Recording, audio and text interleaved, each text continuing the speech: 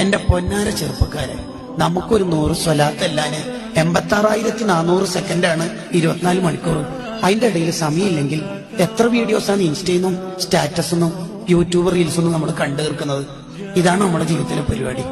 ഒന്ന് ഇശാ നിസ്കാരം അദ്ദാദൽ കഴിഞ്ഞ് ഈ ഫോണൊക്കെ ഒന്ന് മാറ്റിവെച്ച് ഓളോ എടുത്തൊരു 100 സ്വലാത്തോടെ കിടന്നോക്ക്. എല്ലാ ദിവസവും അങ്ങനെ ശീലാക്കി നോക്ക്. ഒരു 86 വയസ്സിൽ മരിക്കുമ്പോ എത്ര ലക്ഷം സ്വലാത്ത് നമ്മുടെ വീട്ടിലെത്തിയിട്ടുണ്ടാവും? എത്ര ലക്ഷം?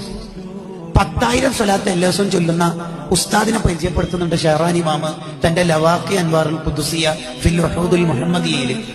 10,000 സ്വലാത്ത് എല്ലാ ദിവസവും ചൊല്ലുന്ന ആ മഹാന് 10 ദിവസം കൊണ്ട് 1 ലക്ഷയിലെ, ഓരോ മാസവും 3 ലക്ഷയിലെ. ചിന്തിച്ചോക്ക്, ഇവരെല്ലാം മുമ്പിൽ നമ്മൾ എന്ത് പറഞ്ഞാ പോവാ? ആകെ നിസ്കാര ശേഷം 3 സ്വലാത്ത് മാത്രം മതിയോ?